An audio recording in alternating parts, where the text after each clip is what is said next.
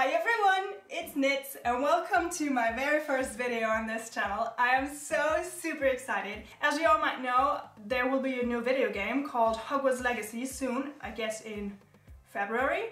And I just can't get enough of those trailers. I mean, it looks awesome. So, as a true Hufflepuff, I thought it would be cool to build the HUFFLEPUFF Common Room. And I built this prototype. It looks like this. I just built this to make sure the measurements are correct. And without further blah blah, let's go. It is always important to use as many rulers as you can find, just for accuracy.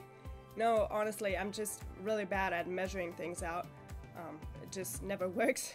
Now I'm making the floor and the walls out of wood, and I'm using my scroll saw, which is really the best tool I've ever used. I mean, it makes life so much easier. I got it brand new and I do not know how I worked without it up until now. It's just, yeah, it's awesome. And this is a very special kind of hobby board.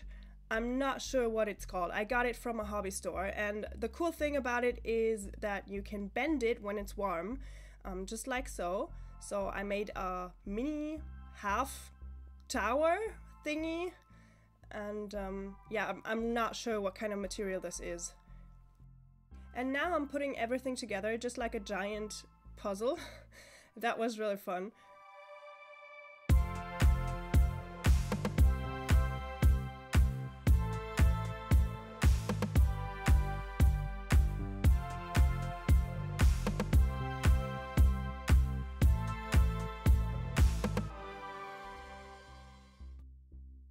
So now I'm finished with it, and I decided to give the walls a little bit more structure, and I kind of mixed my own kind of plaster.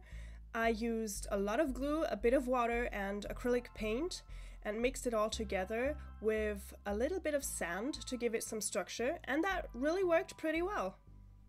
I'm sure there are a lot of ways to do it in a different way, but those were the things I had at home.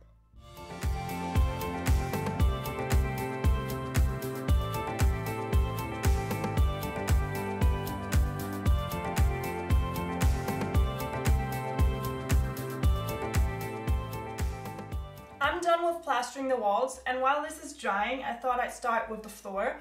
And for this, I'm using popsicle sticks, but in my opinion, they look too clean and too smooth. I want the floor to look as if it's hundreds of years old. That would be cool. So I'm using this tool, which is actually for cleaning grills and something like that. And I will carve and scratch these tiny wooden pieces so that they look old and used, hopefully. I've never done that, but let's try it out. I saw this technique on YouTube and I think it's just awesome. It worked really well and it was a lot of fun. And here I chopped off the ends of the popsicle sticks because they were round and yeah, that wouldn't look good.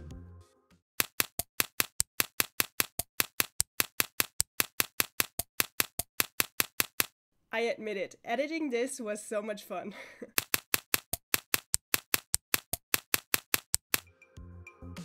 I mixed acrylic paint with a lot of water, and then I painted every single wooden piece, and it was so much fun because, as you can see here, the paint runs into the gaps, and it's just so satisfying to see how it creates a lot of shades, a lot of different colors, and a lot of depth, and that's what I was going for.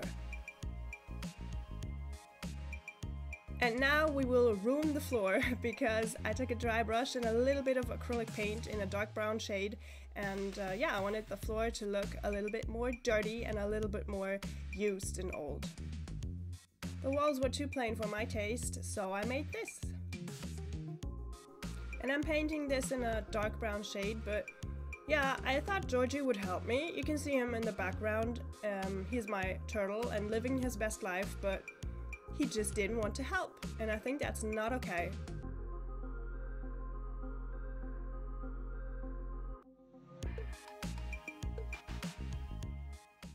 I'm done with all the wooden parts for now, and what I want to create next is the chimney or the fireplace right over here. There's some space left here.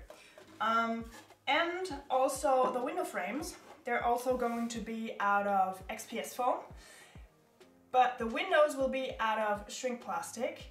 And the problem here is that I have to measure correctly and my brain just won't have the numbers correct. It's like when I'm measuring 5.6 centimeters, my brain just turns it into 6.5, and in the end I'm like, why doesn't it fit?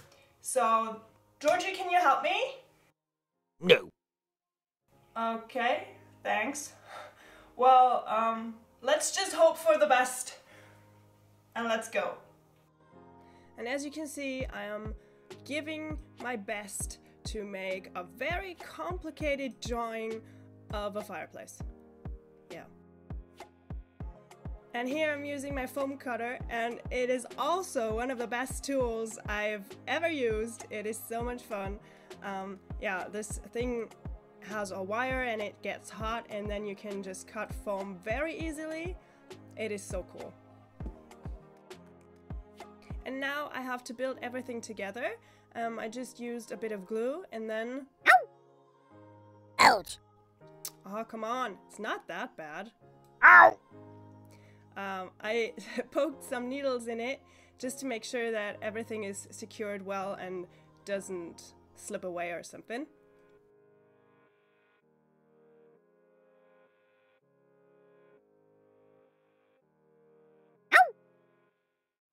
Ouch! Ow! And now I'm using several tools to scratch and carve some structure in it to make it look as if it's out of stone. And yeah, I'm using needle tools, knives, and also a tiny ball of aluminum foil.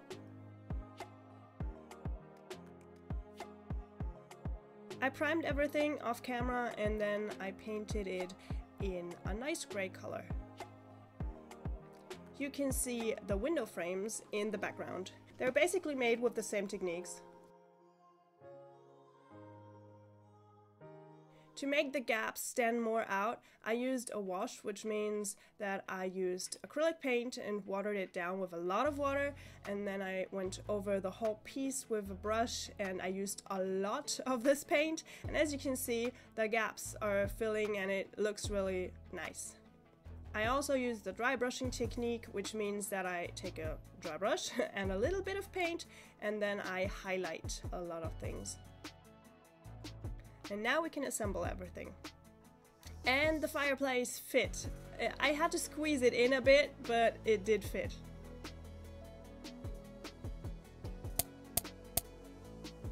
I had a lot of issues with this part because obviously the wall is round or bent or whatever, and the frame just wouldn't stick to the wall, and I had to use a lot of clips to make it work. And of course the HUFFLEPUFF Common Room needs a door, and I made kind of a hobbit door.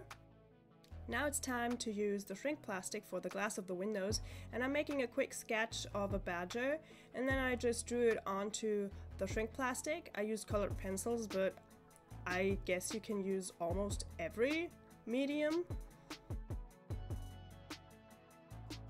And then everything comes into the oven, and here you can see how it shrinks, and that's really cool.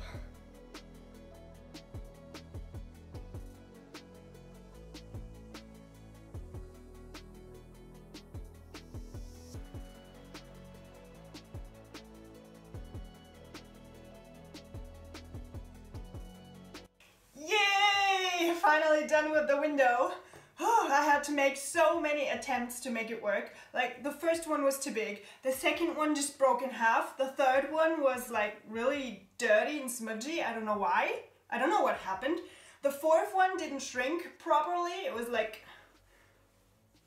very strange. And the fifth one finally worked. Here it is. Oh. So now I can start with the rest of the interior. There will be some LEDs included in the end, but yeah, let's just start with the figures and the interior and the frames for the portraits, and yeah, let's go! These tiny figures hopped directly out of my 3D printer, and I primed them, and now I'm using green stuff to make cloaks, hats, and wands to make them look more magical.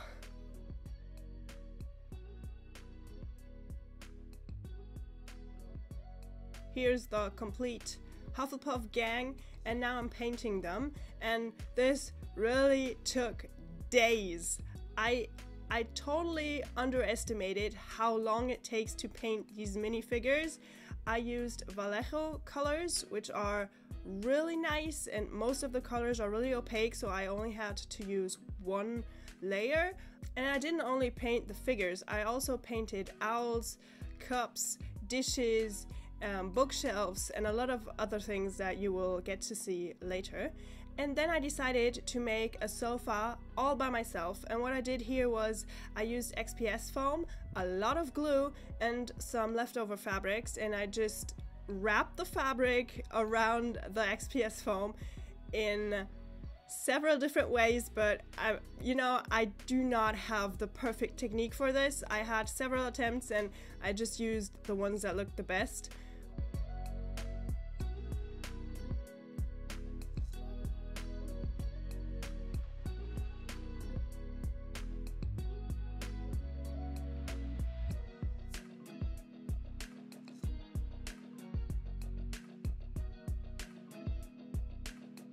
My hands are completely covered in glue, but I think it is totally worth it because, I mean, look at this tiny couch. It's so cute. It's really adorable. Also, these two armchairs, I mean, they are so tiny, and I've never built anything like that before, so I'm so happy how they turned out. It's so cute. Tiny things are just awesome. And speaking of tiny things, I also printed these picture frames and I painted them in several metallic colors, gold and silver and bronze and whatever. And then I didn't want to use or steal any images from Google or Pinterest or whatever, so I used an AI to create unique portraits of wizards and witches, and that was so much fun. The AI is called Dall-E, and I will link it down below, and these are some pictures the AI made for me, and yeah, I was so in love with those pictures. If you want to see all of them, you can follow me on Instagram. And I also made a tiny desk and a bench out of wood. Those were toothpicks and also popsicle sticks, and I just cut them into pieces, glued everything together, and then I painted it. And yeah, they turned out pretty good.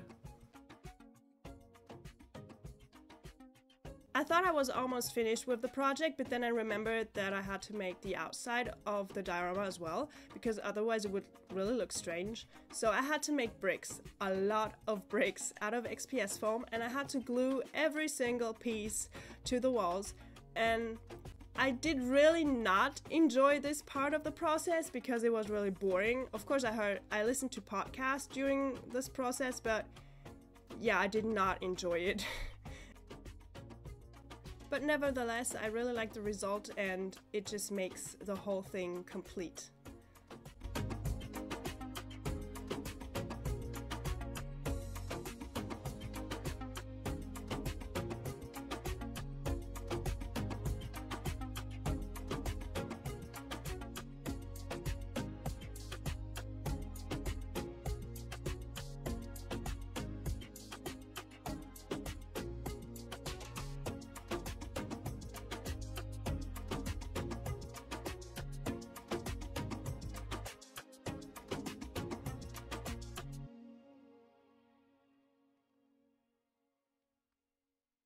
So now the last thing I want to do is to use plants, fake ones and also real ones, to create this kind of welcoming, cozy atmosphere that you can see in so many pictures of the HUFFLEPUFF Common Room. So I need a lot of stuff, a lot of materials. I better go searching for them. I bought some air plants on the internet because yeah, they're just really cool plants and they don't need earth or a lot of water, so I decided to use them. And the one in the middle is kind of strange because it always bit me. I don't know, maybe they just sold me the wrong plants. And here I'm using Polymer Clay to make some pots for these plants.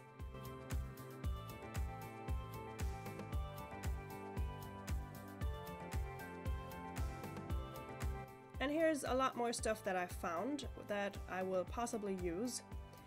Here are the shelves I mentioned earlier, and they are also 3D printed and yeah, painted by my husband. Here's a rug I bought on eBay, and a lot of other tiny things. All of my portraits I made, and a lot of tiny plants and pots and everything that could possibly fit. I'm done with the preparations, everything is done. I just have to put everything together.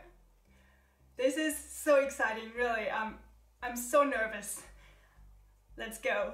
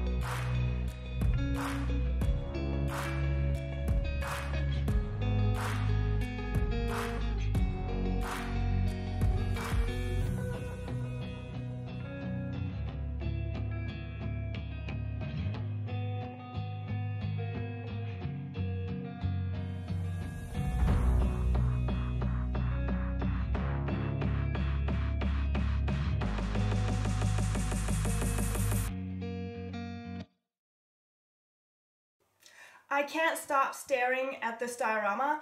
I am so happy how it turned out, and I'm so in love with all those tiny details. It's really cool. I think the whole lot of work was really worth it. And I want to say a huge thank you to all of those who are still watching the video. I know it's a long one. And if you'd like to support me, please do so. You can share the video with your friends and family. You can subscribe to this channel, and maybe you can leave a nice comment. But only a nice one, please. And yeah, now it's time for the beauty shots.